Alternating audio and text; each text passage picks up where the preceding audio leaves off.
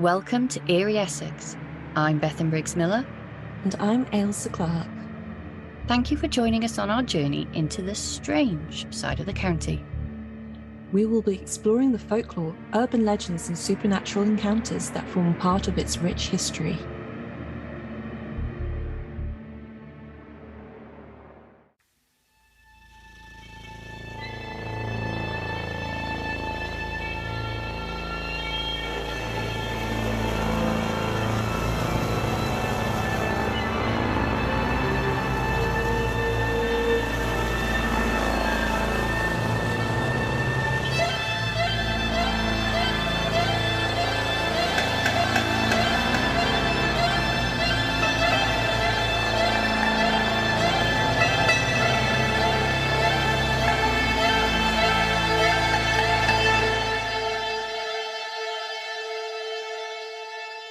Hello and welcome to episode 19 of Eerie, Essex, where we're joined today. We've got an eerie lad with us, not just an eerie lass.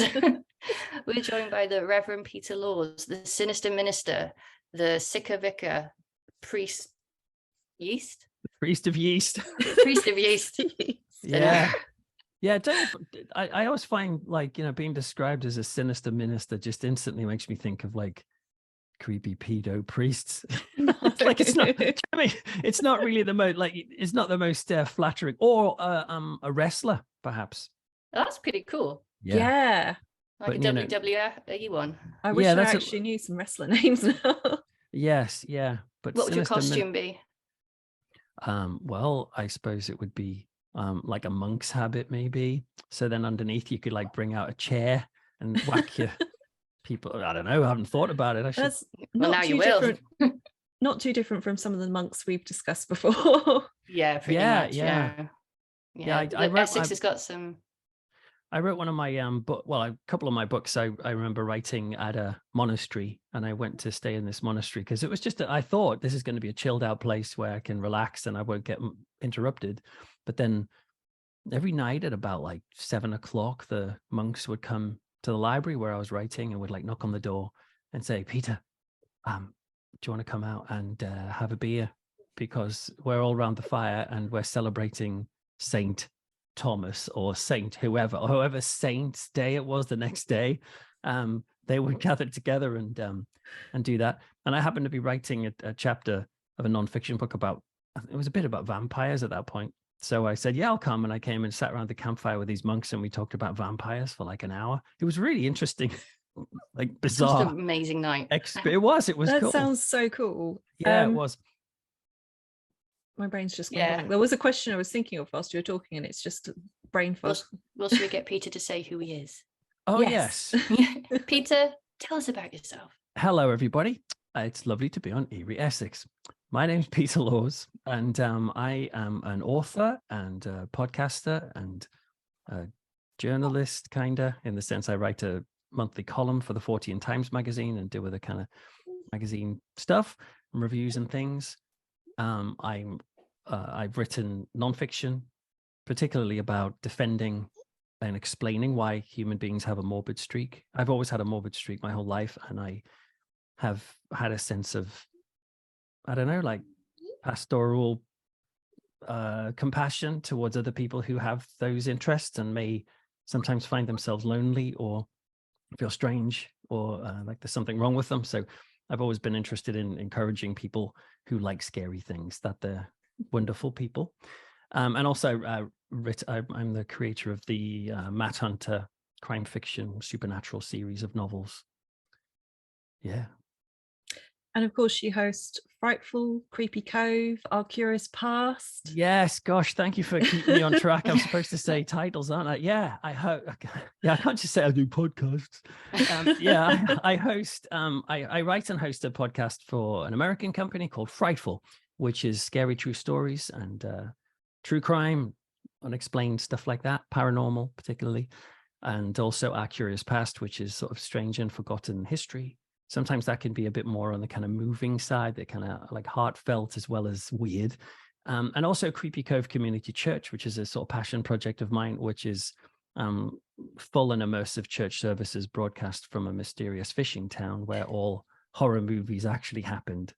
So that's literally, you listen to that and you think you feel like you're in a church service with sound effects and creepy hymns and eerie meditations and prayers and a sermon to encourage people, not to preach at them because I'm not that type of person.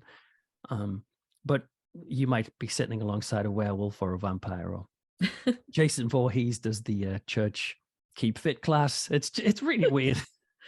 Sounds a little bit like Night Vale almost. Yes, it is. It actually has a similar sort of kind of embedded, immersive, like unreality to it. I quite like that. I quite like play. I like if we were like, this might sound weird, but if like we were together now and one of you said, shall we go in the woods and pretend we're being chased by a vampire or something, I'd go, like, if you were up for it, we could do it without any hint of irony. I'd be like, yeah. Like it's it's sort of fun. Let me get my calendar. Yeah. Yeah. So that's one of the reasons why I enjoy scary things. It's not just about and all these the sorts of stuff you talk about on your show. They have an inherent drama to them and an excitement, I find, and I like to be immersed in them. So as well as like if I'm reading a book on scary things, I will have a weird kind of spooky ambient video playing on YouTube. Or when I watched the Blair Witch Project for the first time, I remember putting that on and making sure all the lights in the house were out. And I went and made sure the back door was wide open so that potentially something could come in while I was watching. I don't know whether you're brave or insane. Insane, probably. But yeah, it just, to me, it's a full experience. It's not just about like, I'm not just interested in curious things. It does quicken my heartbeat a bit, and it always has. It actually leads in quite nicely to one of my questions later, so remind me to come back to being chased through the woods. Okay. Might forget, but you've listened to a few episodes of Eerie Essex. You don't have to lie if you haven't. That's fine. No, I have. In fact, I name dropped you the other day on an interview with who was it? Spooky Isles. I did a video interview with them. Oh, and they said, thank you. And they said, what podcasts do you like? And I said, well, I'll tell you which ones I don't like. Eerie Essex. No, I jest. I said Eerie Essex was one of the ones because. Oh, bless you. Well, what's good about your show is that you don't just focus on like scary stuff. You do have some of that scary stuff, but you kind of go down the whole proper folklore route, which has really weird stuff and kind of sort of cute stuff as well, and stuff that isn't necessarily terrifying, but it is still odd, and I think that's great. It's eerie. Eerie, yeah, exactly. I think it's part of the I always say about romanticizing the area as well, because like I always say, Essex gets a bit of a rough deal when it comes to sort of myth and folklore that people actually talk about. So we really want to concentrate on the stuff that just makes it a little bit more like a Terry Pratchett novel. Yeah, and I think that's good because everywhere is like that, and obviously the people of Essex are like that. You know, yes, there'll be plenty of Essex folks who are quite happy to watch I'm a Celebrity, and that will do for them and good for them. But there will be plenty of people in Essex, as they are everywhere, who just if they're walking through their streets and they have this thought, hey, that house could be haunted, or I hear there's a legend of a wolf in this wood. It just kind of turns the colors up of everything, I think. And this is what I love about this sort of thing. It's that it's not like sport, and I'm not really into sport, for example, but my friends at school were quite into sport, and I was like, fine. But to me, that wasn't what thrilled me. It was the thought of kind of like there being a veil between my reality and there being something else, no matter what that would be. And the thought that actually that veil, you don't have to go to another country. You don't have to go anywhere else. It could literally be in the house next door. It could be in my house. If I got a Ouija board out or something, I made a Ouija board in woodwork at school. And I thought, hey, maybe, the potential for having a truly epic experience is literally on my doorstep. On the streets of Essex or on the northeast where I'm from. So yeah, I can totally see why these things are. You're right. They romanticize life, and that there's something very noble about wanting to do that, I think. Just putting on the highway rat. Bethan was going to get to a question, which I think we both railroaded her on. Oh yeah, that's true. Did you just call your kid the highway rat? No, Julia Donaldson has a very calming effect on Charlie. So Yeah. that's the babysitter tonight. Oh, fair enough. Oh no, I was going to lump that question in with the end because it's half smut, half actual serious sort of thing. So Yeah, go on. It's not quite a question, but a thought from Appalachian podcast I was chatting about. But anyway, Okay. I'll say that for later. So, as you know, each episode we take it by theme. So we either do UFOs or ghosts or poltergeists or cryptids. So what we thought is we'll ask you to tell us any of your experiences, perhaps thematically. So I know full well you've got a cryptid experience. Yeah. I mean, interestingly though, I've never thought of it as a cryptid experience until flipping Beth in here labels it as that, and I thought, hey, who knows? Thank you. Because I've always seen it as a supernatural experience, as a ghost or even demonic. Who knows? But yeah, I did have a strange experience when I was a teenager. The period where I said I used to mess around with Ouija boards and stuff like that. I used to do them on my own sometimes, and this was all part of a quest in trying to discover hope in the face of death, basically. Which explains my spirituality and the fact that I became a Christian, because it's essentially the same search. Is there anybody there? And so yes, I had a long period of years where me and my friends would go out and ghost hunt and do that sort of thing, hop over the wall of abandoned buildings, or kind of slightly break into like English heritage sites and stuff. And then I hope you're going to tag English heritage into this. Yeah, and find go to an old castle and find a space and then sit there. And we didn't know what we were doing, but go like, is there anybody there? Or like, show yourself. And most times nothing really happened, although in a way that didn't matter. It was the atmosphere and the thrill. But there was a time when we went into a place which was a kind of place for old miners. Miners as in mining. Yeah. The mines. I don't know not kids, miners. And it was like a sanatorium or something for all people who used to be in the mining profession, like in Victorian times or something. And I don't know what it had become then, but that's what the building was known for. And I just hopped over the fence with my friends, and then we went there was a little thing called a salt tap or something, and you had to climb through a tunnel and go inside, and it was a sort of place where they kept their meat. It was actually quite scary, but we would go through the tunnel and drop down inside, and the tunnel was like really small, and we would do Ouija boards and seances and stuff inside this fridge underground, which now I don't know if I do that now because I'd probably get claustrophobic. But while on the grounds, we went around the back of the house, this big like stately home type thing, and I just saw man, this like weird figure standing on the roof, like literally on the roof, and it was turning and crouching, and it was, the only way I could describe it is some cross between like a kind of alien come rabbit come black figure, but on its hind legs. And again, I've never thought of it as a cryptid because I didn't think it was necessarily, there's an interesting zoological curiosity. I thought, holy crap, the veil, I talked about before, the veil has opened. I'm seeing something beyond. And I watched this thing, and it was really quite frightening. And we ran away, ran all the way home, got out my diary. I kept I used to keep diaries, and I used to invite my friends to write in my diaries so that we could have a record of everybody's life. Often it was just lots of pictures of penises, to be honest, that they would come in and draw on them.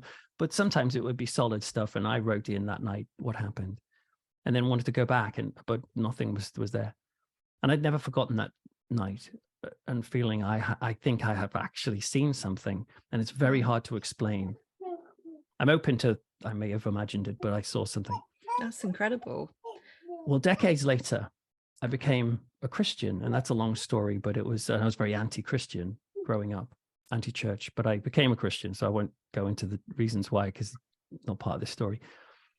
But a year passed after me being a Christian, and I realized that I needed to get more in touch with my emotions because I'd been burying stresses that I'd had in my life and difficult family things or all sorts of things that, bad things happen, friends die and some awful things. And I had buried those things and thought, well, I'll just press on because that's how you solve problems. And about a year into being a Christian, I realized it was helping me become more vulnerable.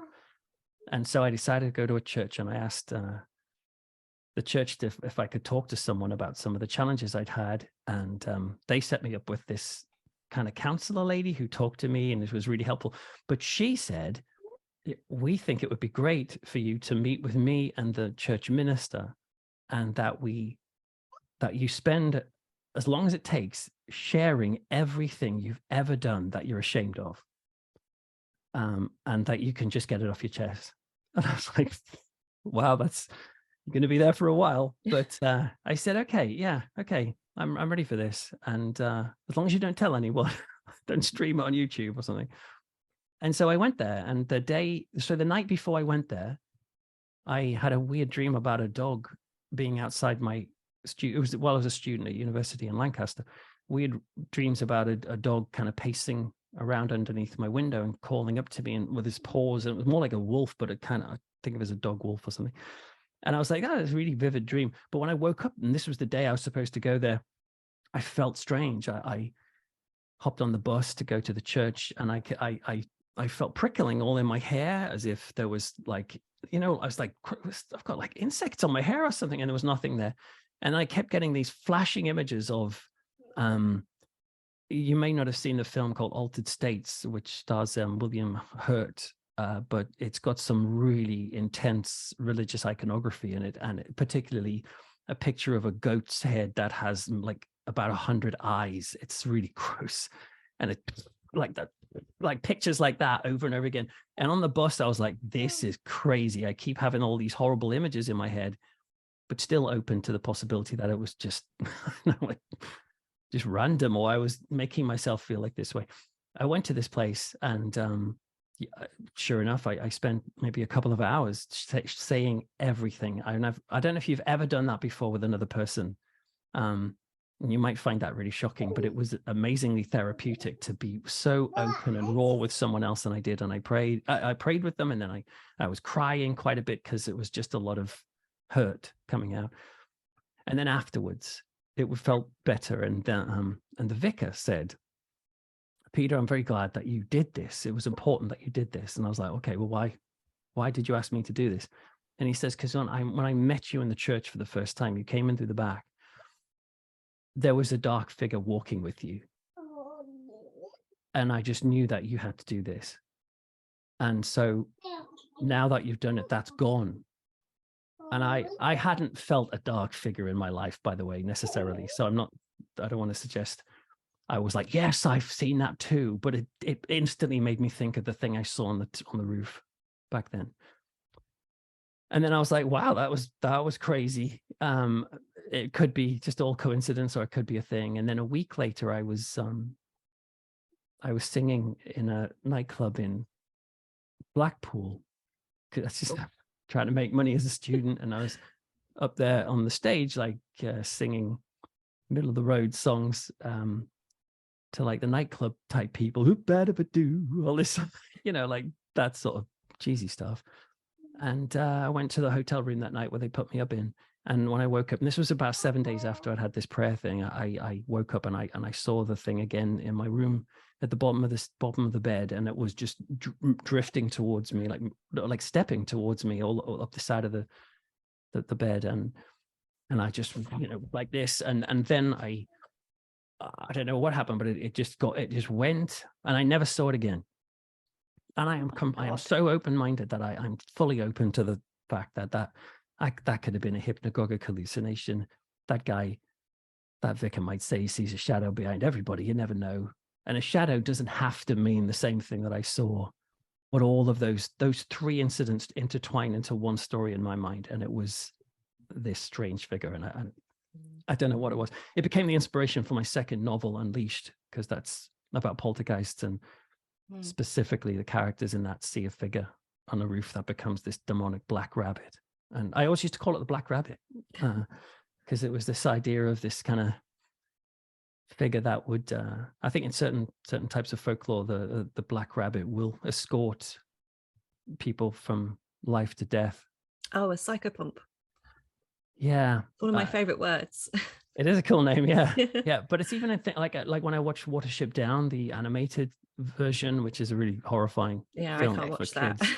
Yeah, but watching the black rabbit in that, I think it's the black rabbit of Inlay or something, and that makes me think of it. So yeah. So that I guess that was a very long story, and I hope I didn't bore you with it. No, But, that was Oh my fascinating. God, no. but in answer to the question, have I saw a cryptid? I don't know, but I saw something pretty weird.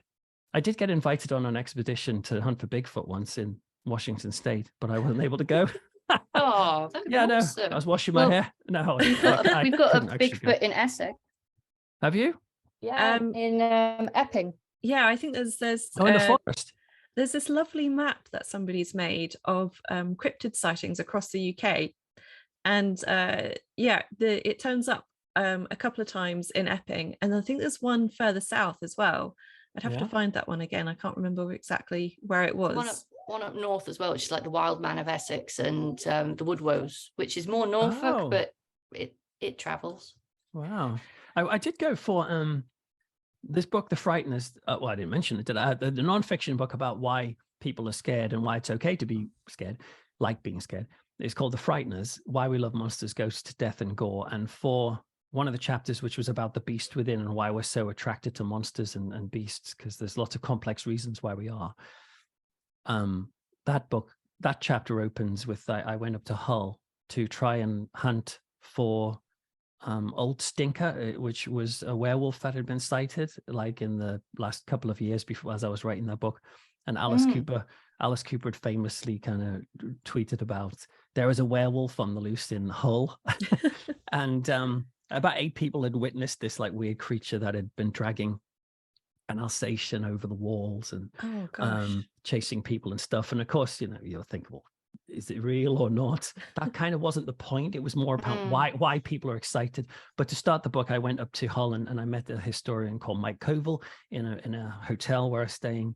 And while I was in there, we talked about the thing. And then we went to Sainsbury's and I bought a peppered steak and I wrapped string around it.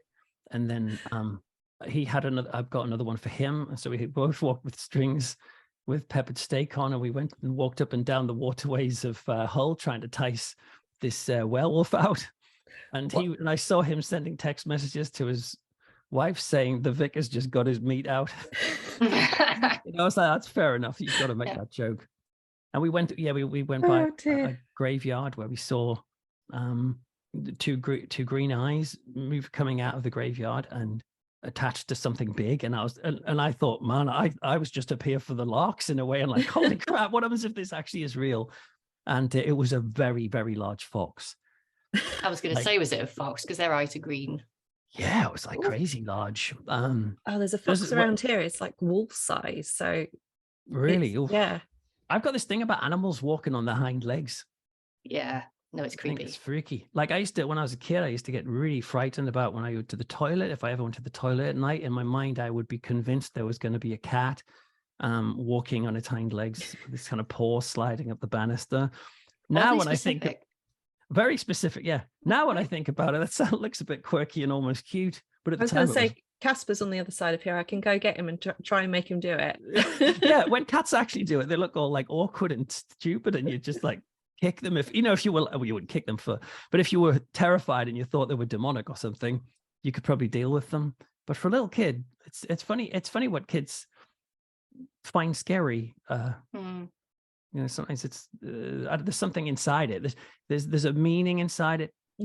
It's something domestic that becomes threatening, or something that should be comforting is actually horrible. There's probably deep psychological gold I think you can find if you assess your fears and you think, well, why am I scared of claustrophobia? Let's say you might find that you're frightened of being trapped not only in physical spaces but in emotional spaces, or being made to be a certain type of person. Or it's always good to analyze your fears, because trypophobia is a fear of disease, apparently. What is that's why trypophobia. Well, I mean, I've heard of trypophobia, which is a fear of holes. Well, I call it trypophobia. I've got it. Well, yeah, well, I've got a bit of trypophobia. Or maybe it is trypophobia, but it makes me think of the food tripe. Well, I've never had it, but Well, that's what I thought, because on the other side of tripe, there's lots of little holes. yeah, trypophobia is disgusting. I can't. If you try Googling trypophobia or trypophobia, like you will see hideous pictures of just like a hand, but it's just covered in holes. It's photoshopped though. Yeah, but even like a lotus head. Oh. Somebody I work with has this, to the point where I can't wear my leopard print skirt into work. And I have no, like, it frustrates me because there's so many of my dresses now that have been ruled out of being worn to the office. Oh, that's a bit unfair, isn't it? No, it's fine. But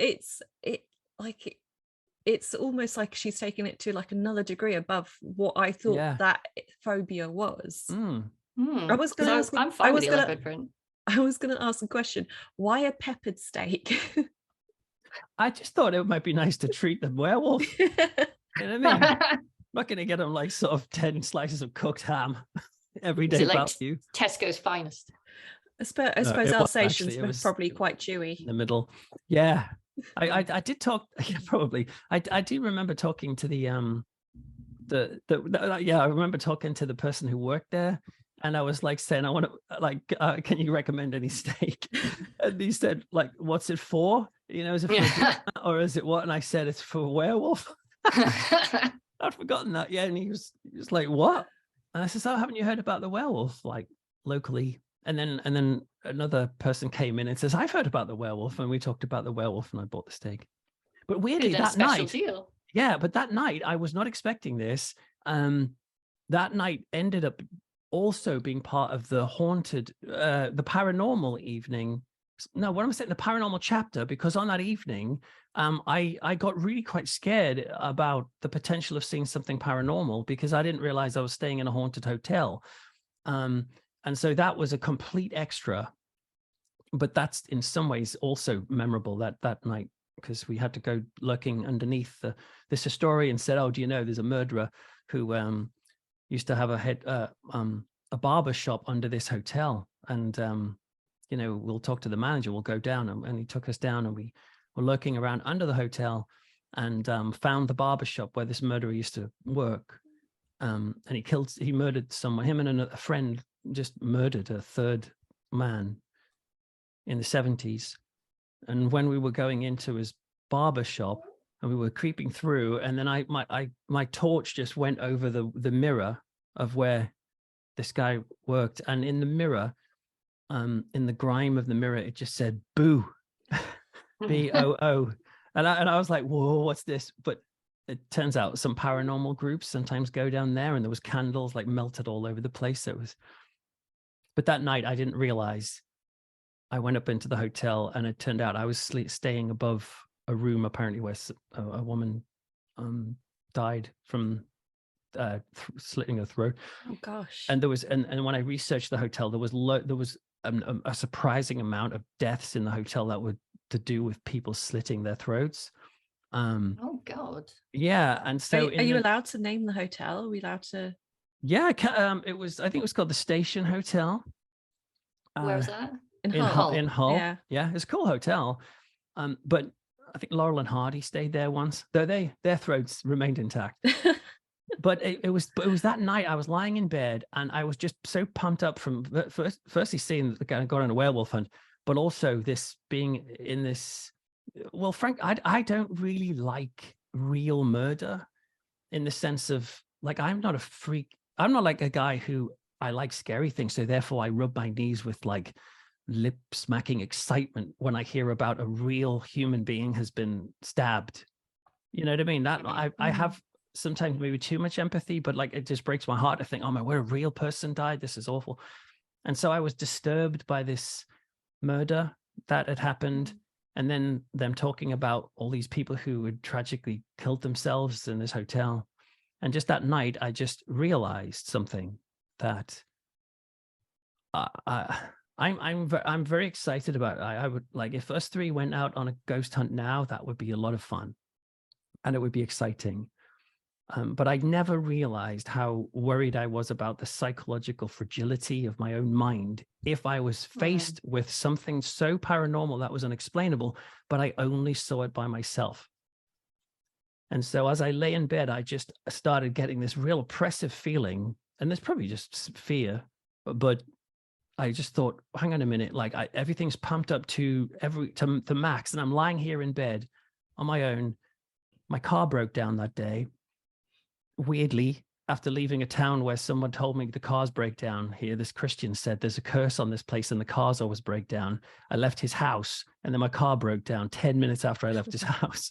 So I had to get to Hull on the back of a flipping truck, and I'm lying in this bed. And the thing that freaked me out was I just thought, if something comes through that door now, what happens if it's that black rabbit again? If it does, if there's nobody here with me to verify, and what does that mean for me? Like, what would that mean for you if you? You've actually just kind of triggered some memories of mine. Really? Yeah, that was like a fear I really used to have. My bedroom in my parents' house has this built-in wardrobe, and the wardrobe goes all the way back to the stairwell, and then behind it is a hollow space. Right.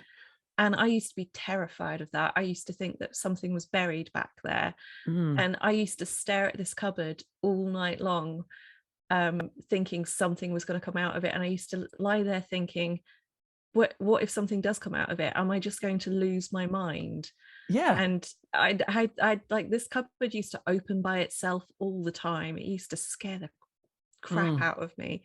And then I used to get very, very sick as well. And I'd have like absolute like delirium. And I do remember once I wasn't in the room by myself because I was so sick. My mum had stayed with me. Right. And I just remember the covers. I could feel the covers being like clawed back, and I could see like black hands doing it. Nice. And I completely freaked out. And then she was just like, "What the are you doing? It's like 3 a.m. Stop it." But earlier that day I'd also thought that piranhas were swimming around my head. So oh, okay. I mean, but there was also how do you mean, like piranhas swimming around your head? Do you mean? I used to have this like hanging thing in my room, and I thought it had fish on it, and I thought they'd come I thought I was really delirious. I thought they'd come alive and they were trying to eat me. But it also reminded me of that what Bethan calls the eldritch horror thing that I saw. Oh God, yeah. Tell Peter about that. I've talked about it before on the podcast, where I when I moved back from university, I was living at home again, the same room. Right. And at that point I'd stripped that cupboard out completely, like repainted it and everything, so it was like bright gleaming white, and it didn't bother me. But I used to have really bad insomnia. And I think I was on like day 2 or 3 of just like no sleep, and it was boiling hot. So I used to sit on my windowsill because I couldn't go anywhere in the house. The whole place creaks. So I would have just woken everybody up. So I used to sit there like watching for foxes and cats and other things. Yeah. And as I'm sitting there, I'm looking at my next door neighbours got this very nice vintage car parked out front of our house, and I'm looking at it and I start seeing this figure, and it takes me a while to go, right, there shouldn't be somebody there. It is like a ridiculous time in the morning. And then I realize the figure is holding a lollipop sign, like a crossing guard. And as I keep looking at it, its arms start extending and then pooling on the floor, and like it goes, I remember it clearly that it was like, and then it went off the side of a curb and then like kept on coiling round. And I was watching it for ages and ages and ages, until my mind just went, this isn't right, this is completely wrong. And I just jumped, it was boiling hot, I jumped back into the bed, put the covers over my head, and was just like that until it was daylight. But I know for a fact that was me hallucinating from 3 days worth of no sleep. At least that's what I tell myself. Yeah. So But it was What? like I could remember it see it very clearly. It was Yeah, like a lollipop person holding the sign, staring at this vintage car. that's amazing, and that's a good example, though, isn't it, of how when someone comes to you and they say they've had a paranormal experience, it is very easy to quickly go to cynicism, and I do. You know, if someone says they've seen a ghost often, I find myself hopping straight to, hang on, you were hard. Like if someone had told me that story of, oh, I was staying in a hotel, went to bed, woke up, I saw a shadow come in, and I'd be like, whatever, you know, you're having a hallucination. Quickly go to that, and it's very easy to shoot straight into the definition task of hearing the paranormal experience, which is, where do I put it? Okay, right, I'm going to put this in convincing or persuasive. I'm going to put this in silly and easy to dismiss. And in the midst of it, you treat it like it's a kind of external experience that hasn't been experienced by a person, but of course it has. And in the heart of it, you have a person who is not only struggling with a frightening experience, but probably with their inability to categorize it. And that is actually quite a frightening place to be. And for people who have seen things that actually, you know, you have the luxury in a way of being able to say that probably was a hallucination, but you have this slight doubt. Maybe there are some people who that explanation is not as readily applicable, and can think, I saw something that I simply cannot explain, but I was by myself. And so either I saw through the veil to this other world, or I'm crazy. That's scary, you know, and that's a scary, upsetting, isolating experience. I always like to say that, well, I'm actually borrowing this phrase from Stephen King's, what was it called? It was called the hospital series he did. Kingdom Hospital. Kingdom Hospital. The mind is the biggest haunted house of them all.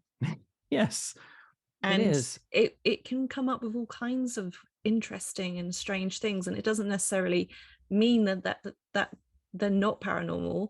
It doesn't mean that they are either, but the mind can create so much. It's hard to tell when somebody's had an experience by themselves whether you know, that was a physical experience or whether that was something created in the mind. But that still could be paranormal, as somebody else said to me. I can't remember who that was.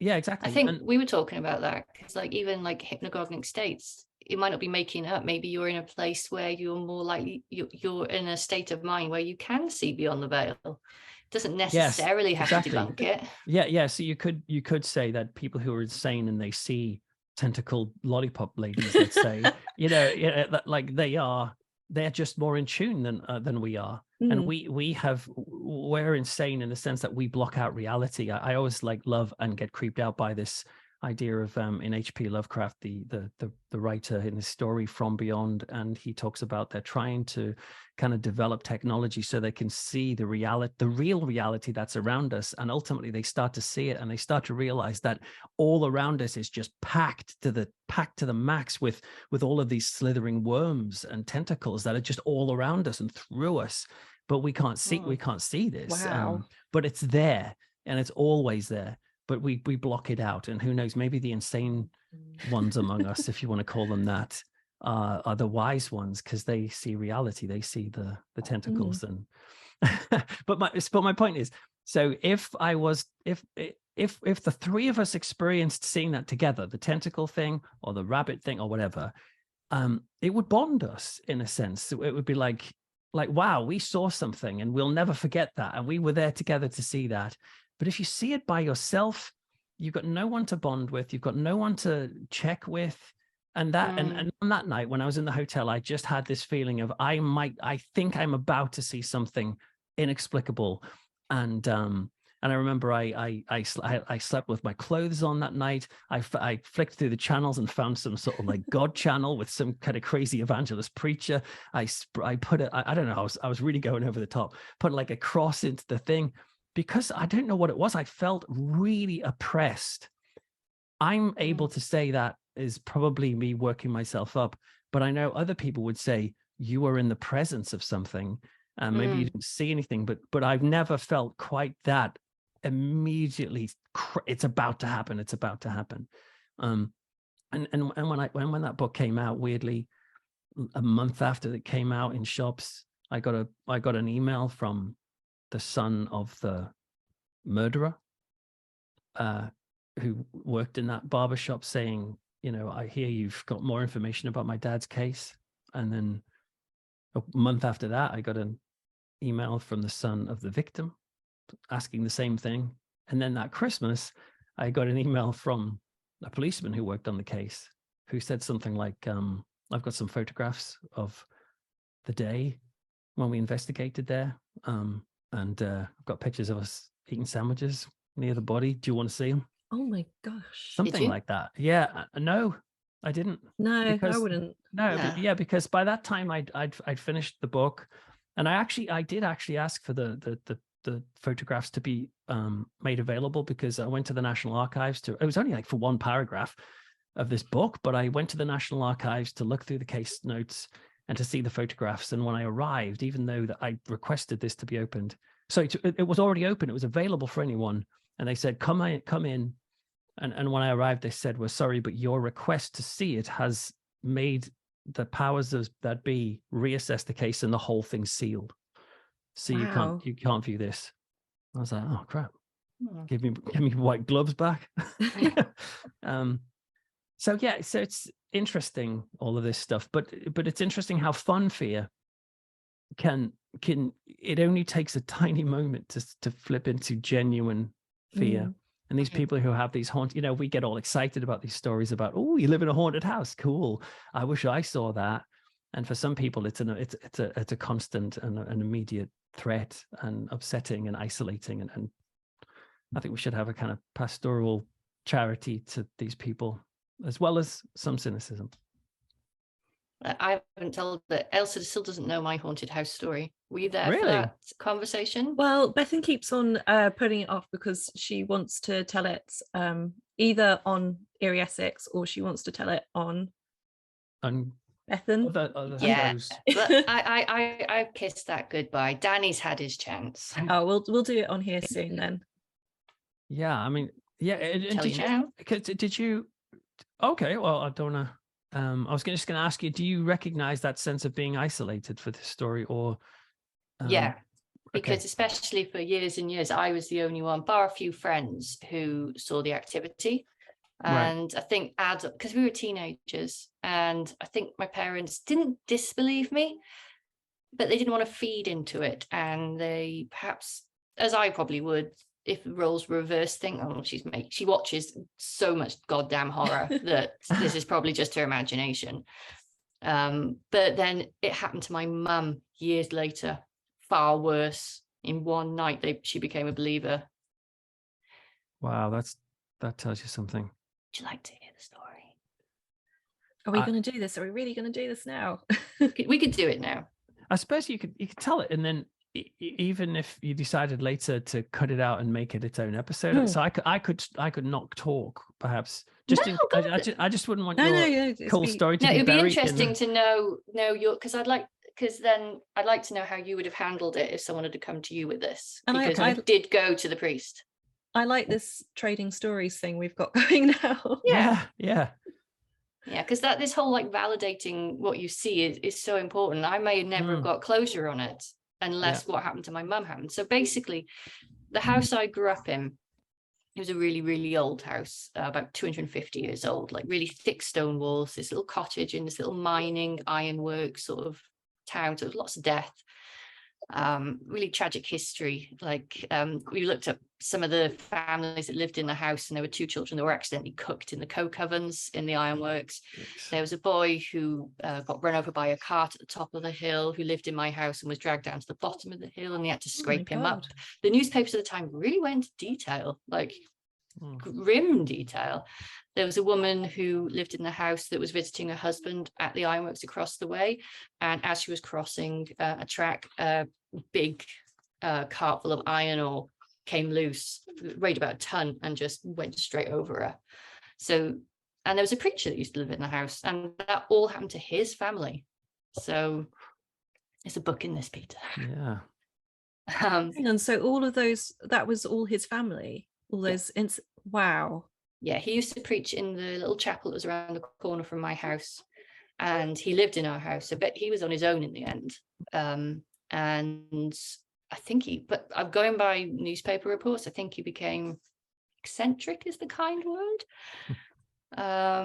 He got there was like newspaper report after newspaper report about this argument with his neighbor about how many cats they had. So yeah.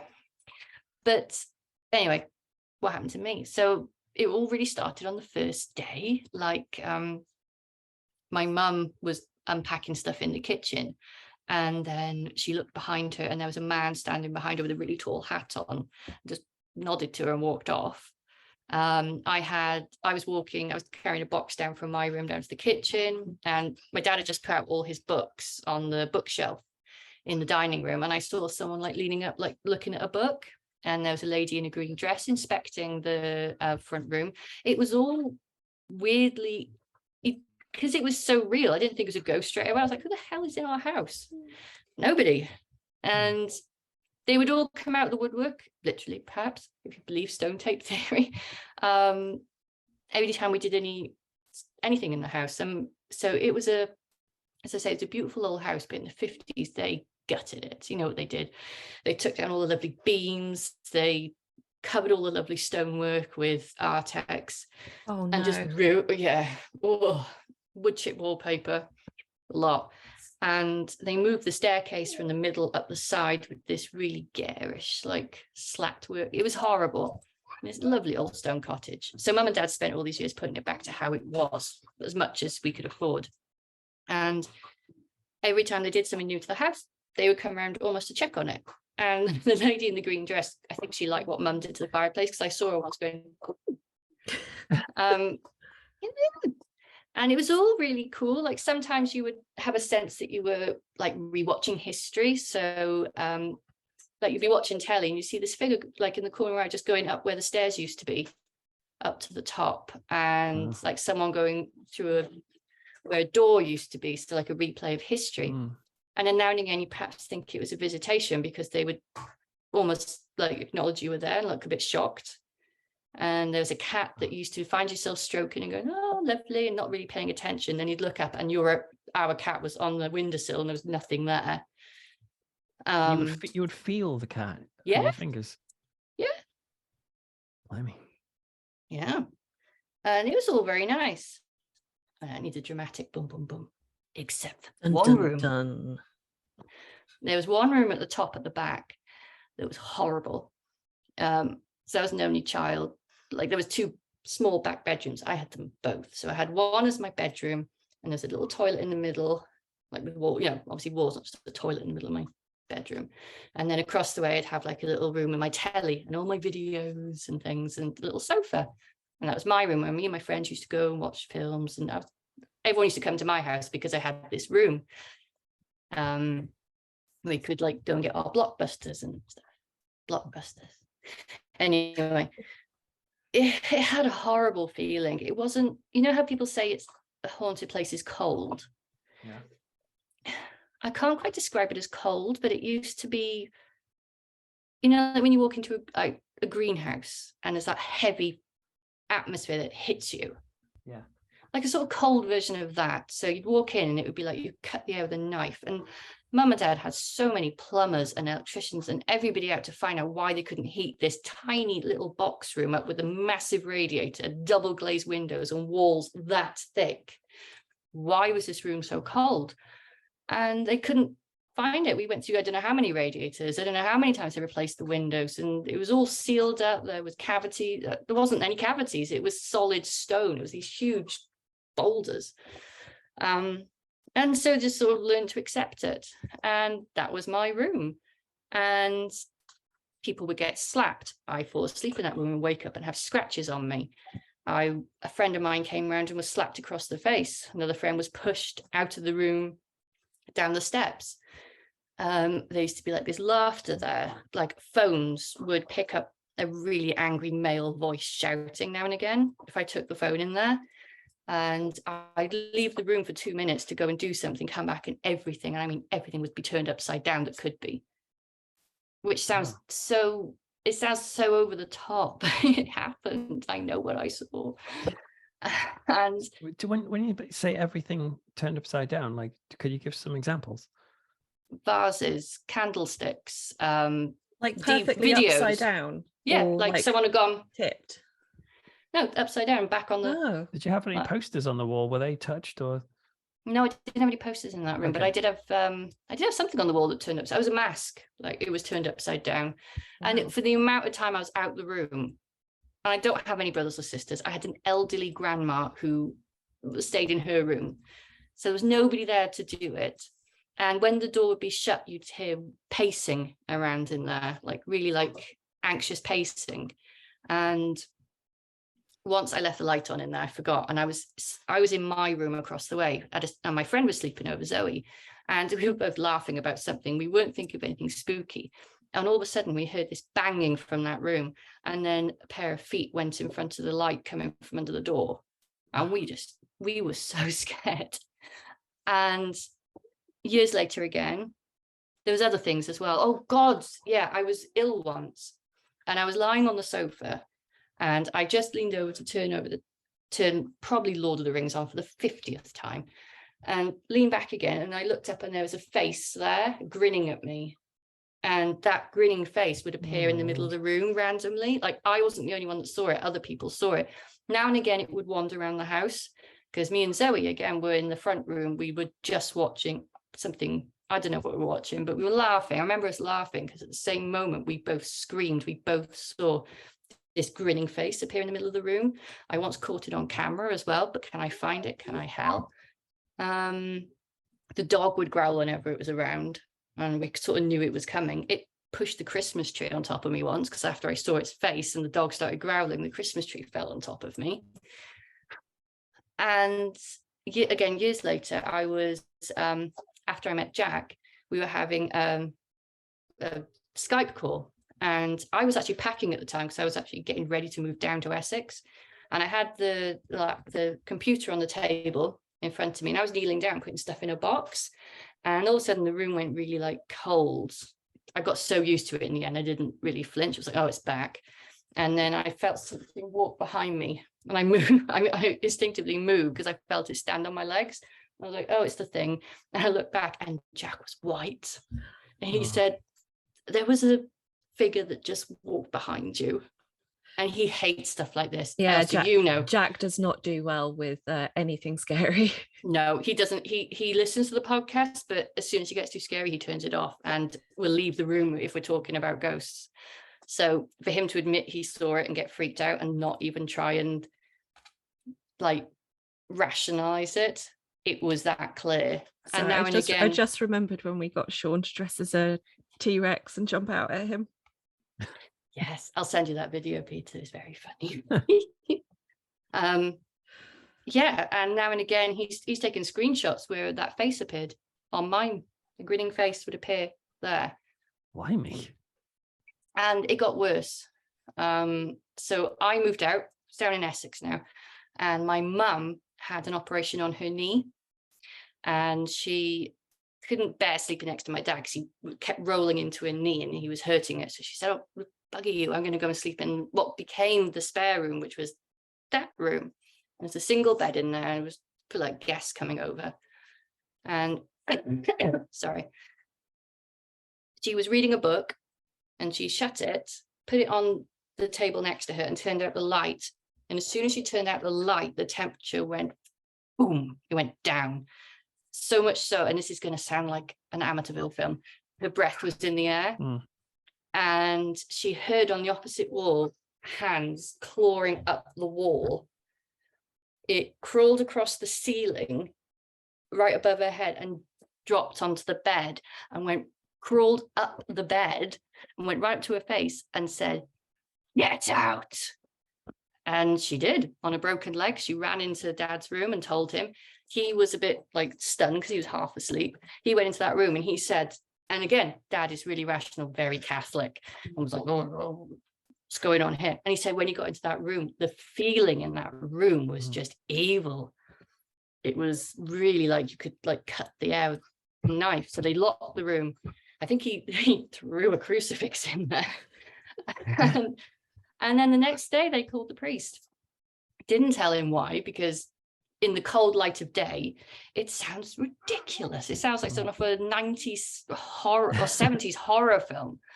So they said, could you just come and bless the house? So he did. He came along, and he was a new priest, and he was from South Africa. And he went around all the rooms and did the usual sort of blessing. And he got to that room, and he turned to them and he said, why didn't you tell me about this? And they said, what? There's something in here that's not human. I'm going to need to be in here a while. And he sent them downstairs, and he was in there for over an hour.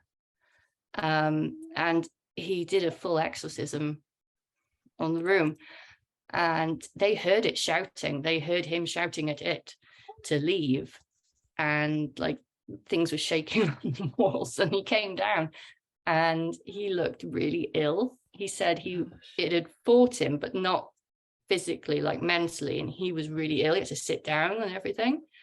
And he said it's gone, but it didn't work. It was a tough fight, and he was ill for a while afterwards. And the room was fine, warm, nothing. Wow. That's an amazing story, by the way. I appreciate living in it. It's probably not that amazing. It's probably quite, did you find the whole thing stressful? Like when you look back on it, does it feel like a traumatic experience, or is it I kind of loved telling the story of it. So I was scared at the time, and then kind of thought it was cool as well, because me and Zoe, and I had to come clean to my mum because I told it on an ASAP conference, and I forgot she was in the audience. Oh. Do you remember that? Yeah. I think I got a bollocking again, afterwards. We were still waiting for you to get the word back from Danny, so I had to turn my sound off and put my like I kept on turning it back on, and you were still talking. It was like, no, I can't hear this. Yeah, Danny, you had your shot if you're listening. I mean, I can't wait for you forever. I'm so glad I finally heard it. It's incredible. And it's so multi-layered. And what's great about it is that you've got multiple witnesses seeing these things, and the fact that you didn't tell the vicar. I know, he sensed it. He said that he did a lot of exorcisms when he was in South Africa. People were very more in tune with like raw natural energies and spirits. Yeah. And so he was called out a lot for that. Whereas here we're more we're too blind to it, he found. So when it happens, it doesn't happen that often because we're too easy to go, nah. But yeah, as soon as he got to that room, he was like, this is demonic. What why didn't you tell me? If I said it could be it can't necessarily, but if it could be arranged for you to have 3 more months of that experience, just as a kind of interested person, you know, because you're interested in these sorts of things, and you could have it again, let's say in your house, you could pick a room. Would you have it again? I would, but not near my children. Yes. Yeah. So if I could go away for 3 months and just live in it, you two could come with me. Yeah. We're already walking through the woods. We'll just we might as well stick around. On the itinerary. I think that's a good point about kids, because that's similar to me. You know, sometimes I'm kind of a bit cautious about doing certain things because in my mind I have that thought of haunted mansion style. What happens if you take something home with you? And it's actually that's a question from the uncanny community. Oh yeah. Have you ever felt like you've taken anything home with you? No, but I suppose that there have been things sometimes that have happened in houses I've lived in, which if I wanted to, I could tell them in a way that sounded like it was poltergeist activity. But from things like even just 2 weeks ago, I was working on a podcast, and I heard things like some things falling inside the house, and I was like, what the heck's going on? I went up and looked through all the house, and I couldn't find anything. But and I mentioned this in the podcast because I just did a new podcast about a poltergeist case in California, and she, when she initially saw something, she just laughed it off, and I also just laughed this off. I just thought, like, oh, it's poltergeist, because there was some sort of psychological protection mechanism, because to actually think it could be that is too much for me because I have a family in this house. So yeah, you don't want to encourage yeah, that. But those sorts of things have happened before. And there was a day a couple of years ago where it's up there, but somebody sent me a witch bottle through the post, and it was it turned out to be a prank, and I didn't know this at the time, but it arrived and it was this really creepy witch bottle, and it came in this anonymous box, and inside it said there's a handwritten letter saying, we're a family, we've moved into a farmhouse, and we've discovered this witch bottle, and we were seeing these strange figures in our house for the last 2 weeks, and it was getting stressing us out, and we understand that you are a member of the clergy, but also you're interested in these things, so we thought you might like to have it. And so to your house. So they said it to me, and I was, for 2 weeks I didn't know what this was, and I was contacting my publishers because my last novel was just coming out, which is about demonic possession, and there was there's some haunted objects in that, and I thought, this is a really clever little bit of marketing that you sent this to me, because it's so authentic. I mean, you rattle it, it's got a tooth in it. And then I discovered it was a cryptozoologist friend of mine who travels the world, and he'd gotten an artist to make this thing. But the reason I mentioned that is because on the day it came, 20 minutes before it arrived, I dropped a knife while I was doing the washing up. I dropped the knife, and the knife fell on the floor, and it just started spinning like that. And I filmed it. But again, I just said, what an interesting quirk of physics. and just dismissed it. So in answer to the question, have you ever had weird things in your house? Nothing that has not being able to succumb to my relentless rationalization of it. But who knows, the night is young. I was going to say it's a good thing it was a prank, really, because those bottles are usually, they're quite often full of wee. Yeah. Oof. Yeah. Well, glad I didn't put it on my shreddies.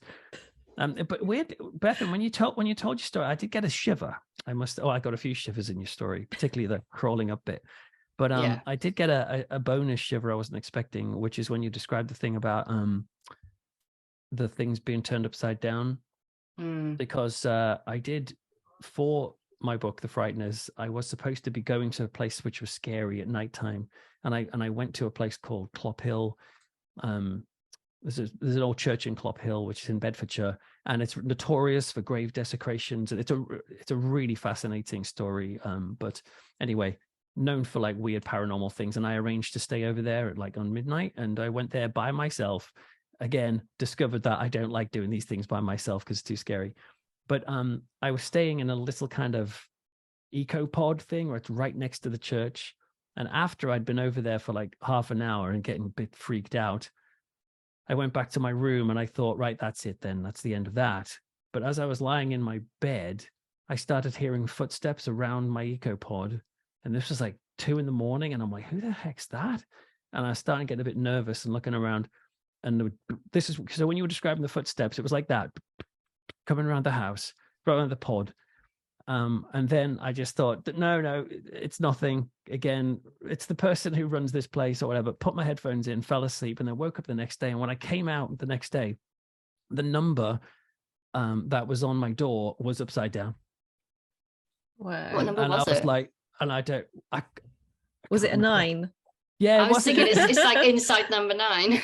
Yeah, it wasn't. I can't remember it being anything significant because I think I would have lodged in my head, which is like it was 999 and it became 666. Yeah. It was nothing significant, but I just thought those were absolute real things. The thing was upside down, and there was definitely footsteps in a notorious place for the paranormal. But that was a place where, because of the grave desecrations, the local vicar, this was in the 1960s, and there was a local coven that were involved in digging up these graves and and school children were finding the skulls and stuff all like laid out in weird formations. And so the local vicar would go up and he would sit there, and he would be tasked with guarding the church, because this was an abandoned church and they had a new church built in town. And so bless him, he would sit there up until 2 or 3 a.m. by himself, just sitting and watching in the deepest ditch of the night, waiting for the desecrators to come. And he would be like, it's not happening, I'll go home. Trudged back home at like 2 or 3 a.m, went back at like 6 the next day, and it had been done. So they'd been waiting, they'd been watching and waiting for him to go. And he kept doing that, but then he started to take the bones of one of the desecrated women's graves, and would take them around the local pubs and would get a free pint, because he'd say, I've got the skull of so-and-so in the boot of the car. Do you want to see it if you give me a free pint? And so he would show these things.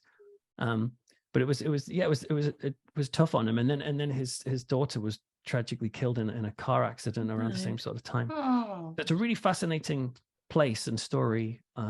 But I was told when I was there, I wasn't allowed to write about it because there was some sort of media embargo on the place. So that's why I came up with something else. But anyway, so the idea of things get called out to cases? You know, like your character, Matt Hunter. Do you ever get called out to cases? Well, not really. But I have had experiences where, like, there was a woman who was seeing and hearing things in her house and mocking voices.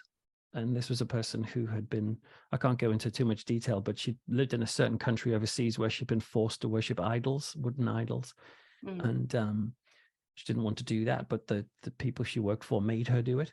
And she believed that the spirit of these idols had followed her to England. And so she had these horrible experiences, them always mocking her all the time. But with that, of course, well, I'm of the opinion that you have to involve professionals, medical professionals, so alongside a GP and therapists and stuff. But I did, pray for her because she needed that and wanted that, and that seemed to help. And there was another time when I was asked to do a marriage for someone. Do a marriage, is that the right term? Marry them, to do the ceremony. I don't do all that sort of stuff anymore these days because I do most like writing and stuff. So I don't, I kind of say that just in case people out there go, oh, I'll ask him to marry me. I don't really do that sort of stuff that much anymore. But I was doing it then. And I used to do marriage classes before people got married, which people can sometimes think is a bit like, you're testing me out or something. But you'd be amazed at once you sit down with a couple and say things like, have you thought about having children? How do you feel about each other's parents? Are you going to share money? How do you feel about sex? Just talk about these open things where you would start to see couples say, I don't want kids. Neither will I. Do want, and you'd start to, they hadn't talked about the important stuff. And occasionally they would not want to get married anymore. So I went to this couple's house who wanted to get married, and I was sitting with them and talking to them. And I had this sense that I didn't think it was right, but I didn't know it was my place to say anything. Anyway, they dropped out of each other very soon after. So my instincts were right. But on the night, I offered to pray for them, to bless them, because normal people. And then she stopped me in the street a week later and she said, thanks so much for praying in our house, because now the dark figure that comes into my child's room doesn't do that anymore. Shit. And I was like, what? Sorry. I didn't know anything about that. I just prayed for a blessing on them, and their family. But yeah, sure enough, they said there was something in their house that they didn't tell me about, but it had gone. So this is the irony, because like things that I find this fascinating when you hang out in like paranormal circles. Often like the God thing is really the least cool, the least persuasive, and the least credible view. So I've had oh, you doing, Bethan? Sorry. Just motivated us. So yeah. Start talking about God and say, here we go. Hang on. So I've had conversations, in some sort of paranormal circles where you might say, hey, do you think it's possible like the world could have been created by some sort of intelligent force? It doesn't have to be a typical God with a big beard, but there's elements of design. Could it be? And then you get kind of laughed at, saying like, you believe that? And then in the same breath, it's like, but I believe the royal family are lizards, or I believe like fairies exist and stuff. And I'm not trying to say that that's a stupid, well, the lizard thing is maybe, but it's amazing how the God thing is really not credible until, and this happens again and again, where people have these experiences in their homes and they suddenly invite, well, like your vicar friend, who comes in and something can change. I don't think you have to be a vicar, by the way, to pray for these things. You know what I mean? You can. There's no barrier between us and God. If God exists, of course, he might not. But if he does, I think anyone can pray. You don't have to have a qualification to do that. Did that answer the question? Mentioning fairies actually leads it quite nicely into our next theme. What are your thoughts on fairies and gnomes and goblins and that whole plethora of fairies, ancient... gnomes, and goblins? My.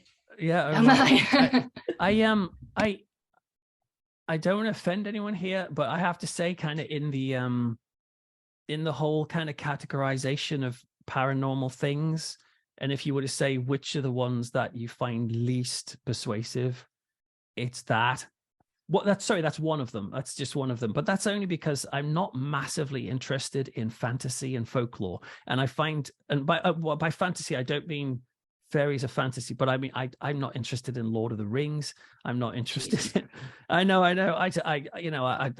watched a couple Bethan's heart. I know. I watched a couple of the films. I just wood. got kind of bored. I'm not interested in stories about like goblins and all this sort of jazz. I like science fiction, like horror, but I'm not really into fantasy. So fairies feel like they're in that world. And so I've seen, people do talks and say, look, elementals exist, and they'll show a picture and it kind of looks like a moth or something. But I don't know, like maybe I'm open-minded, but I'm not as... Perhaps won't share my story then. Well, no, but when I say I'm open-minded, I literally have not really looked into it because I'm not into the aesthetic. Does that make sense?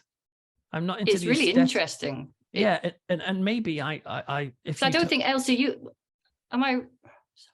there's a delay, so it sounds like I'm interrupting you. Sorry. I'm not saying anything. Oh no, I think there's a delay, so it sounds like I'm interrupting you. I don't want to sound rude. When we started going through things, I think of all of them, I think Elsie, you were least convinced, am I right, by the fairy thing? But the more we looked into it, the more interesting it got. Yeah, I mean, I don't know how I find it interesting, but I don't know how I feel about it.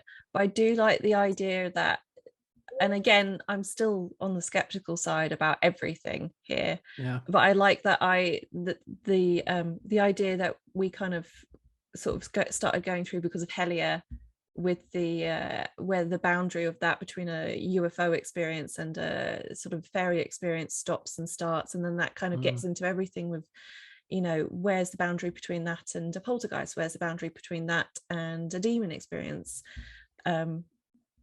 It can all kind of sort of, they have very similar aspects to them and they all kind of blur sometimes. And is that something that, does that mean that they're all connected, or does that mean that, we mistake one for the other?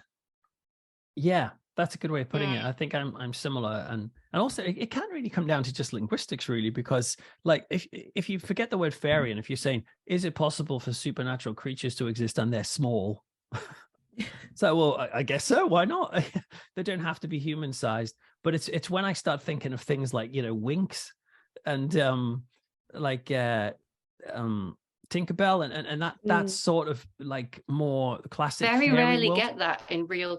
That's very romanticized, sort of Victorian. I mean, the Cottonshire. Have you ever listened to the modern? Yeah, which was fake. Yeah, exactly. Yeah. But have you ever listened? Have you ever listened to the more? I'm going to name drop now because I love her. Modern Fairy Sightings podcast by Joe Hickey Hall.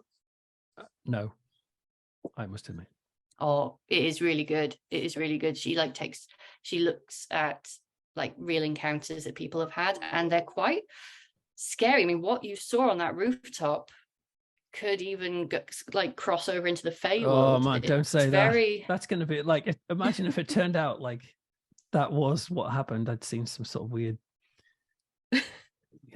adult fairy. But that's just what I mean by it's linguistics. It's ultimately like once you accept the possibility that this is not all we see, then really all bets are off. And it's just how we categorize them. So I suppose it's the category, the word fairy.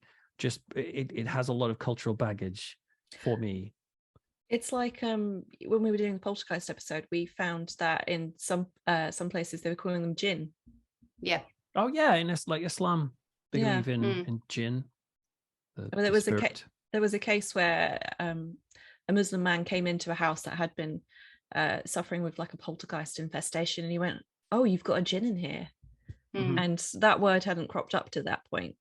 And then there was a whole culturally different set of beliefs about how to deal with that compared to what they had been told already because they were told it was a poltergeist. Yeah. Some like poltergeist activity, if you take away the word poltergeist, it could be brownie. It could even be aliens messing with your house. I mean, that kind of activity fits in all of those because yes. I was contacted recently by Netflix about the Broadhaven UFO incident. Okay. Where about 50 school children and this whole village saw this. Was that in South Africa? No. This was in Wales. Why they came to me. Oh, I see. Right. And this was in the 70s. Of course it was. And they wanted to know what the folklore of fairy were in the area because they wanted to try and have a look at how far back these sightings went. They may have been called. I mean, when we did a UFO episode, we found that the term UFO only got you so far in the newspaper records. You then had to get more creative because then before 1950, you had to put flying saucer. You had to put weird lights in the sky. And then even before that, it was like strange stars. So the word UFO just only gets you back so far. So, I mean, they could have, at one point they were called fairies, they were called jinn, they had all these different names. Yeah. So as you say, it's linguistics. Yeah, no, I totally agree with that. I think that's a totally fair point. I'm quite open to something supernatural being labeled certain ways in certain times. And so if people want to call them fairies, like what's so bad about that? But it's just when I think of the fairy like world, I kind of have this image of like there's a king and a queen fairy, and they have these communities. They're dressed in leaves, and they have these. Or they're stealing potatoes. They live in little houses and all these sorts of things. And I don't say that to mock them. It's just like maybe I've been programmed to see that as a fairy tale, if you pardon the pun. And it's much easier for me to talk about things like aliens or demons, ghosts and stuff, because that has a sort of an inherent persuadability maybe. Have you ever seen a UFO? When I was little, I on Christmas Eve I thought I saw Santa's sleigh. I used to sit on my windowsill and read Stephen King books by the light of the street lamp, because I like atmosphere and stuff. Probably screwed my eyes up, but I'd be like, and then I was reading near Christmas Eve, on Christmas Eve I think it was, and I looked out and I saw this like red dot just moving, and I remember thinking I've seen plenty of planes, and that was weird, but whether or not it was a UFO I don't know. And then I did see three really weird lights once when I was came out of a nightclub when I was at university. I'd been drinking, but I don't think that necessarily means you hallucinate. But I looked up and I just saw these weird lights going. But I've never really seen a UFO that I could say for sure. Me and my daughter saw one the other night. Like we saw a light in the sky, and it was just driving home from CERN. It was instantly like, let's chase it. So I was driving around the streets, trying to track it down, but it disappeared. It's probably a plane. I did that once with my friends on bikes when we were children. We were tracking some lights in the sky. I couldn't figure out where they were coming from. Finally ended up in a field. This is the middle of the night. It was a rave. Oh, really? Wow. Somebody was having a rave out in the middle of the countryside somewhere. And then you've got these sort of, I think there was about maybe 6 or 7 of us on little bicycles riding around in the middle of the night trying to find these lights, and then you just get a bunch of 8-year-olds turning up at a rave. Whoa. But all the different reports, particularly the stuff that's come out from the Washington Post and CNN covered it, and all the other major things in the Pentagon discussing actual UAP, unidentified aerial phenomenon, and seeing things and military personnel seeing these tic tacs coming up out of the water and all these sorts of things. I mean, that to me is it's very difficult to just dismiss that as they're making it up or they're lying. So they're seeing something, but the question is, of course, are they seeing some sort of advanced technology? And obviously technology has to be way more advanced than it is to the public, because you can't just suddenly invent an invisible plane. You can't invent it like that and then make it public. You have to test it and all those sorts of things. So it's quite possible, I suppose. I'm sure it's possible. It's probable and plausible to say the technology that exists on the planet right now is way, way beyond what we think we're capable of. But you have to keep it secret from, other governments and stuff. And then the theory is, of course, sometimes you have to leak stories that may make other governments think, oh crap, they have a submersible craft that can come in and out and can change angle at high velocities.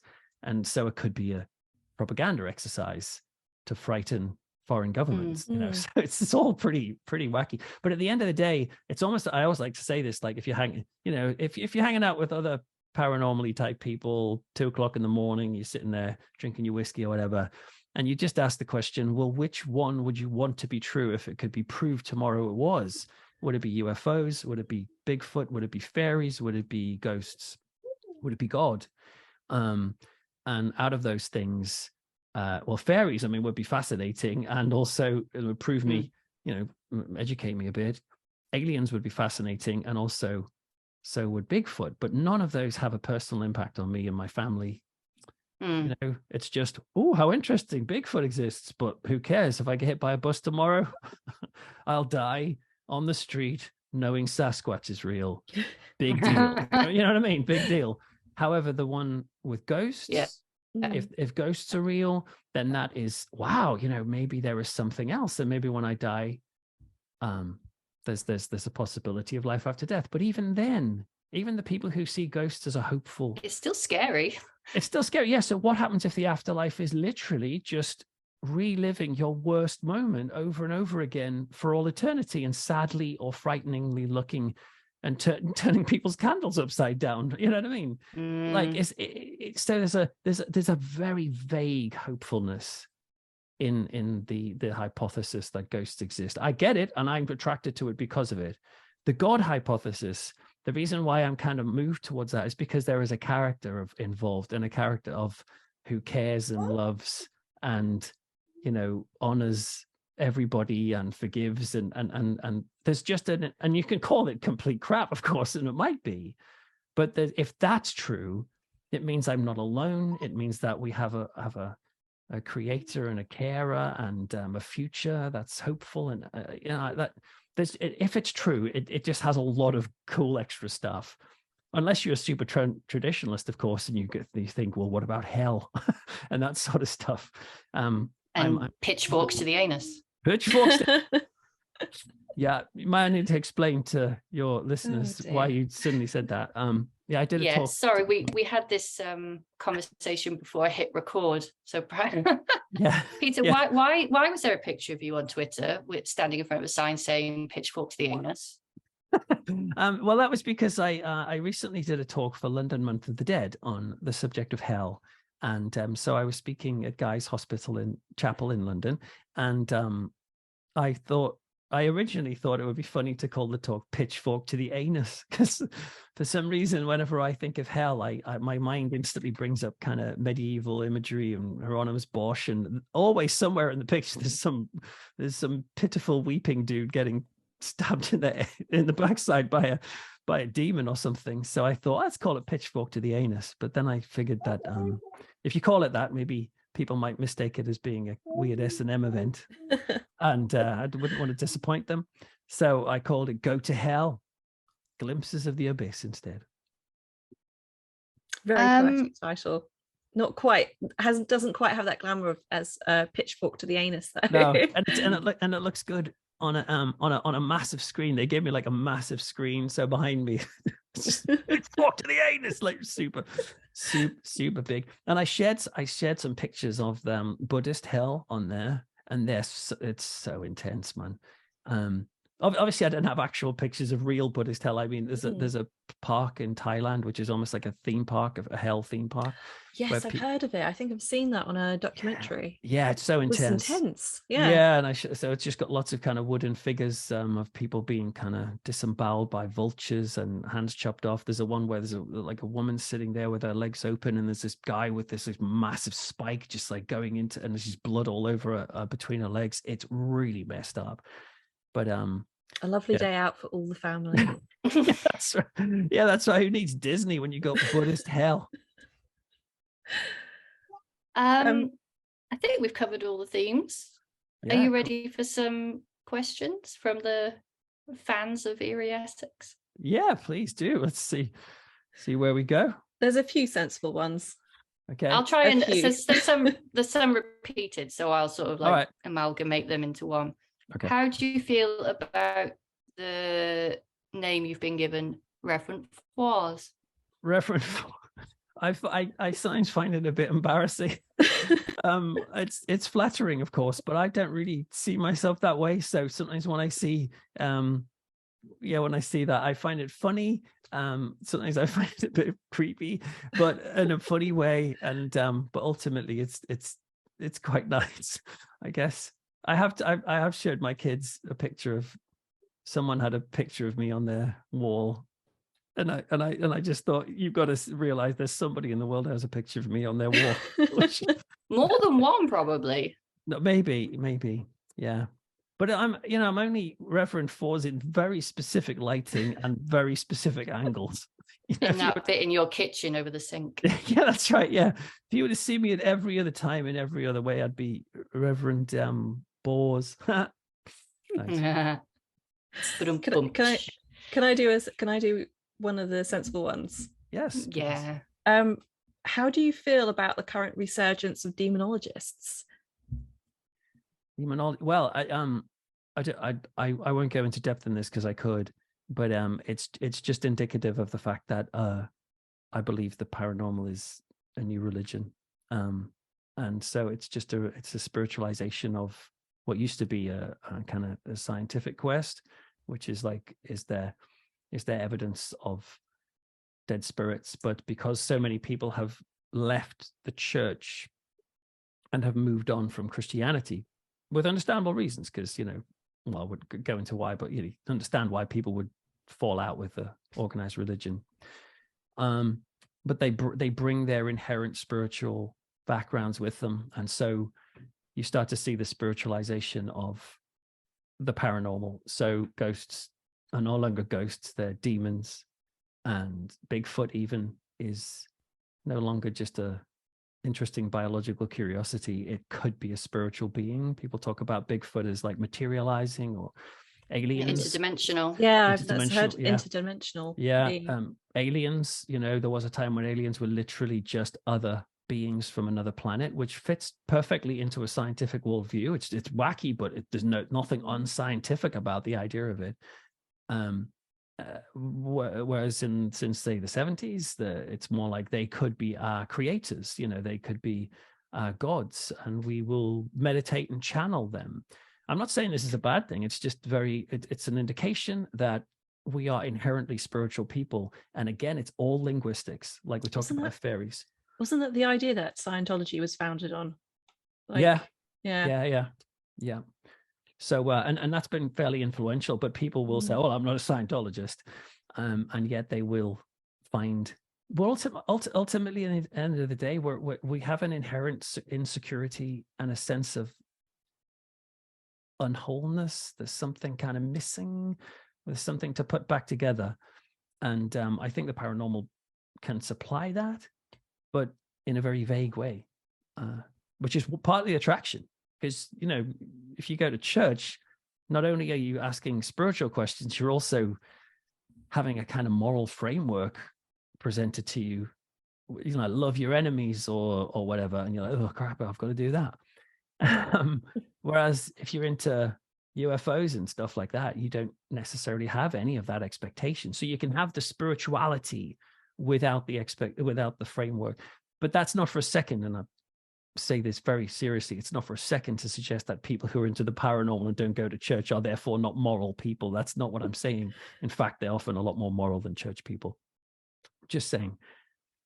There's a reason, I think, why demonology is bigger, and you watch ghost hunting shows and paranormal shows on TV, and it's demons, and that's, I think, the influence of church exodus.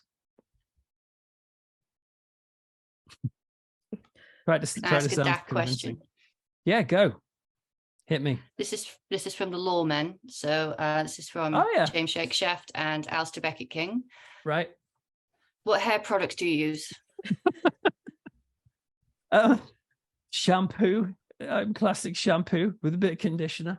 I sometimes engage in a pomade, or perhaps even just a simple wax.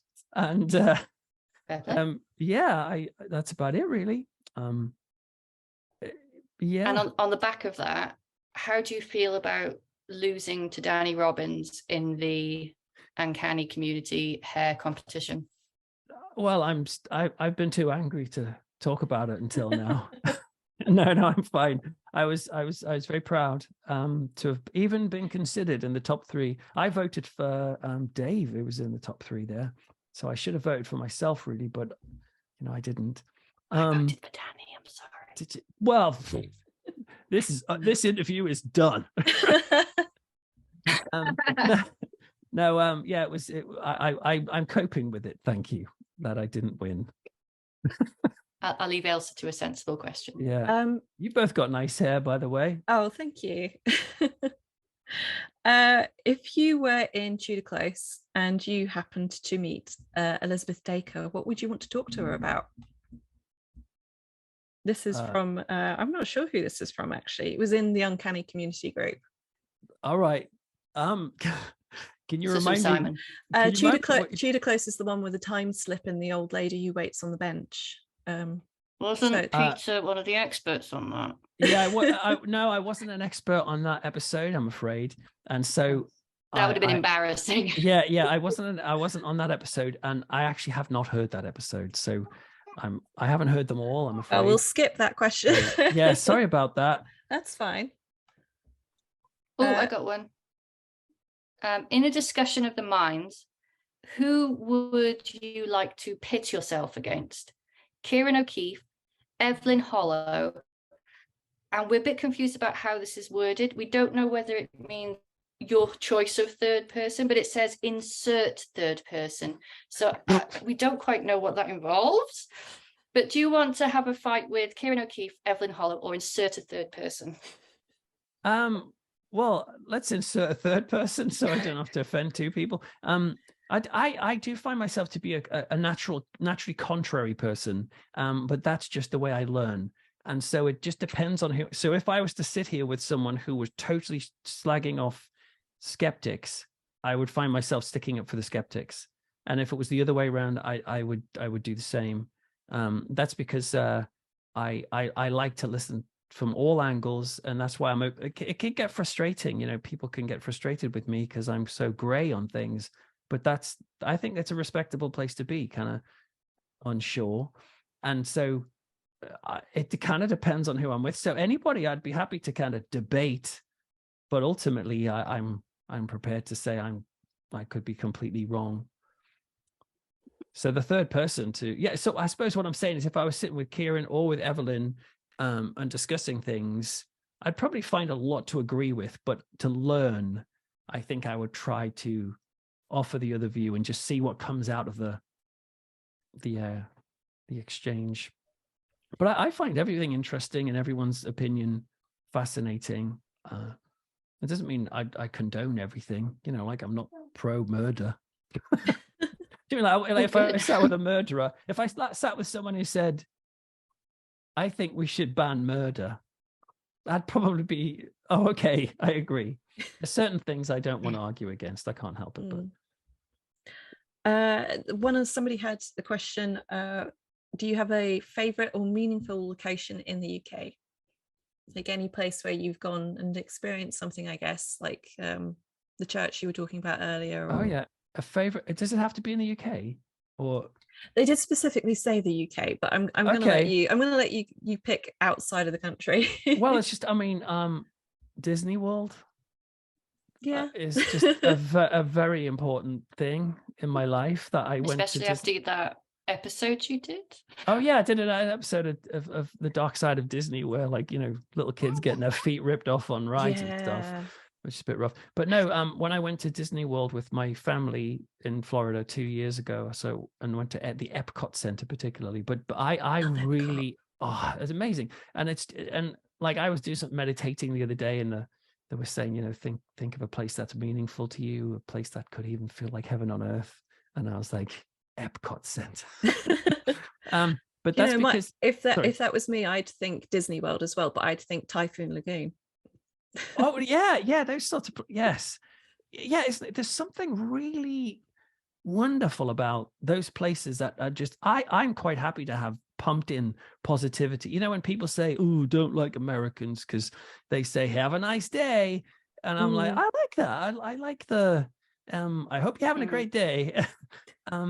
There's a word for what Disney is, and it's a subject I used to study, and the word has gone completely out of my brain, but it means something like more hyperrealism. Yes. And that's what Disney is. It's more real than the thing that they're projecting. So like Typhoon Lagoon is like 1960s surf, like beach hangout, and it's more that than that original thing would have been. And that's what Epcot is as well. Each one of those countries is the absolute distilled version of all of its cliches, in the most lovely way.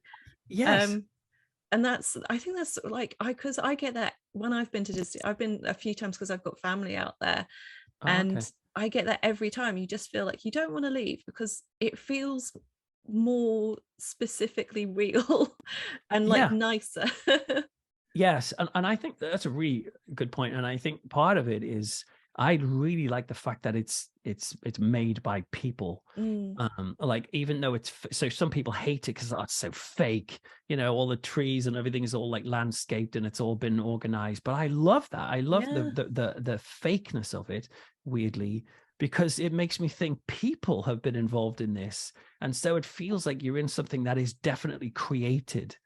And I don't know if that's got something to do with my spirituality or what, but you're like, wow, like this is an expression of like human creativity, and I'm in the midst of it, and I absolutely love it. So I Disney.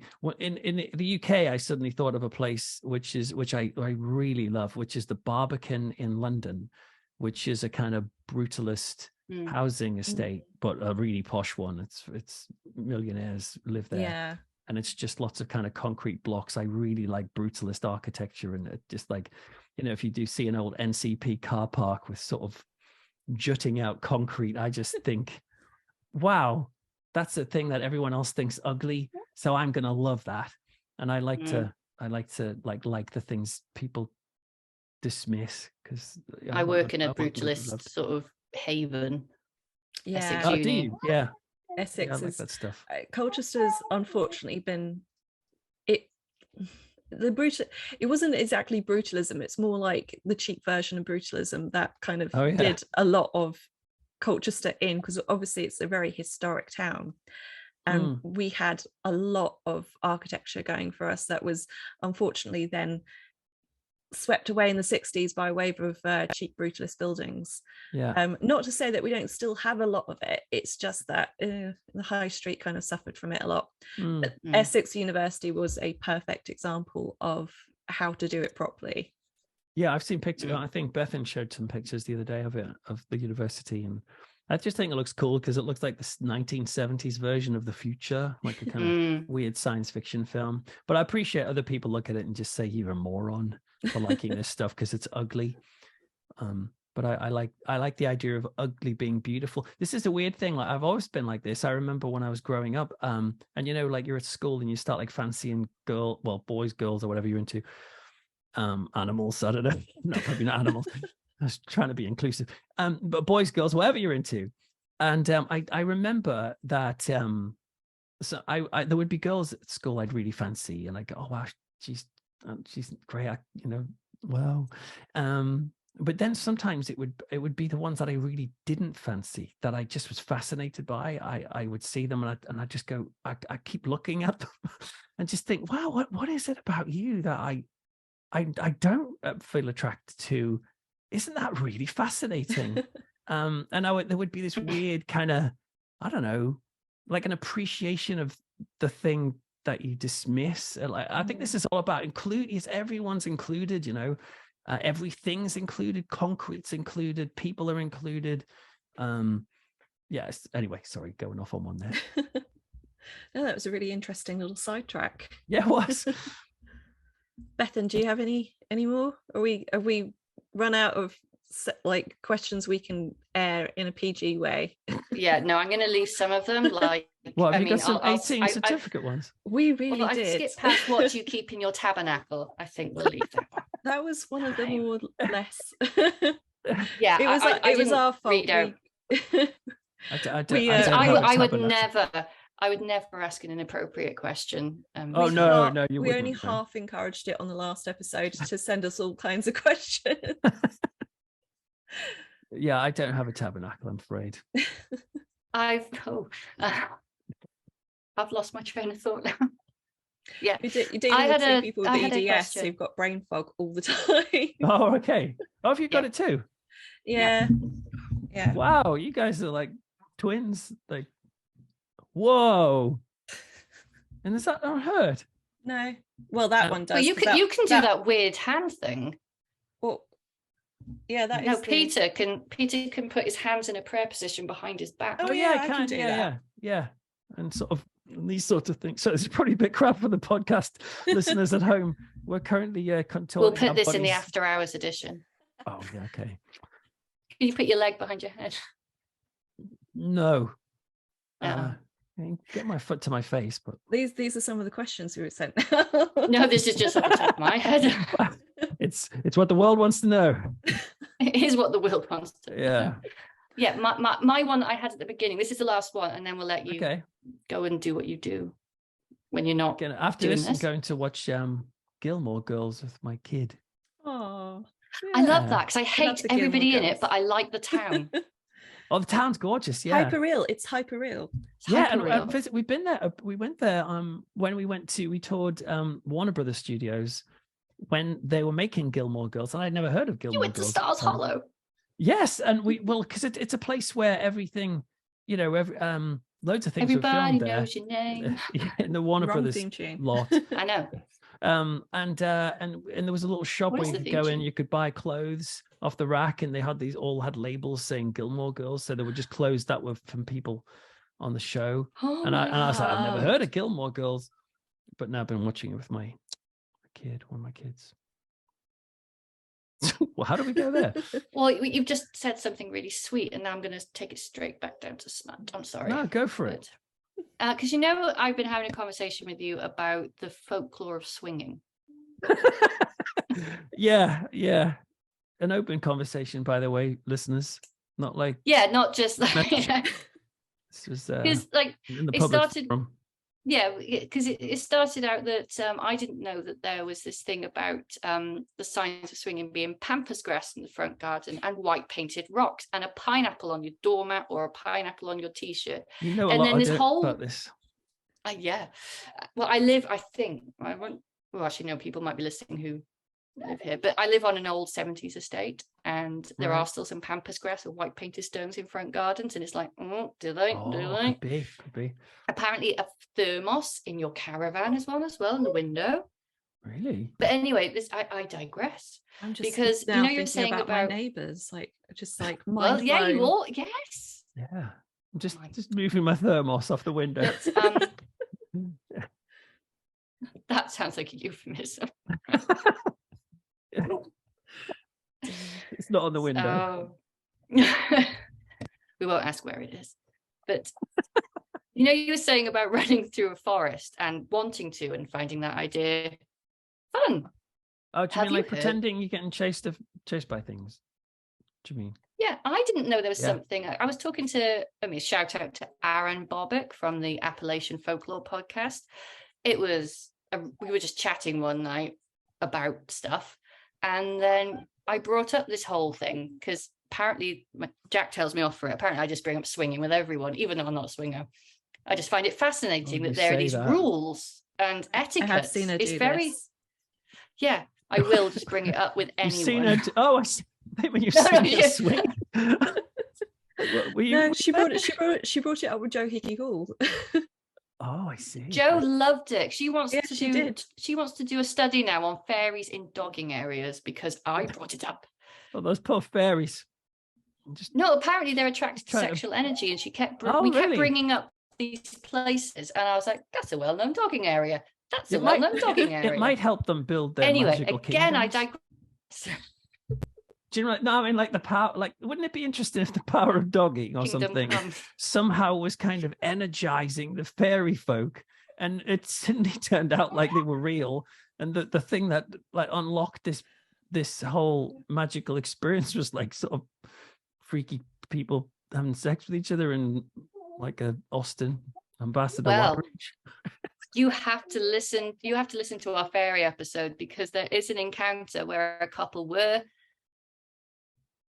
hiding doing the dog cucumber in a forest, and they were surrounded by these literal.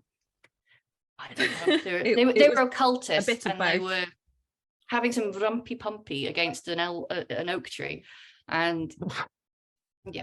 Ouch. So no, but I was talking to Aaron, and he said, well, have you ever heard of hashing? Have you heard of hashing? No, I don't remember you mentioning hashing the other day, but I can't remember what it was. Again, see, this is just a perfect example of how I will just start conversations randomly out of nowhere. What is it then? What is it? Well, apparently it started in English rugby clubs, and people would go to a forest, they'd all drive there, and then split up into groups. I mean, listeners, if I'm wrong about this, please tell me. But then there would be symbols and signs at certain points where you'd have to do something like take off a piece of clothing or do something with your fellow people. And then you could move on to the next bit, and there would be people watching to make sure you did it. It was almost like a hanky-panky relay race. LARPing. Well, yeah. I mean, we're crossing lots of boundaries here.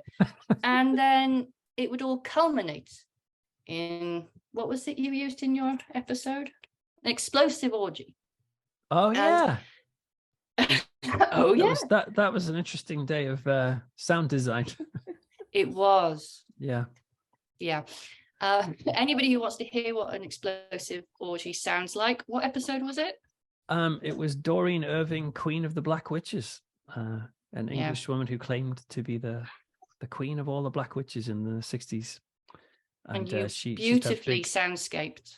And she used to go out and have like crazy big mass orgies on Dartmoor, and I didn't really want to Google orgy to try and find sound effects, so I pulled together other sounds and added some other sounds to it, and it sounded pretty convincing to me.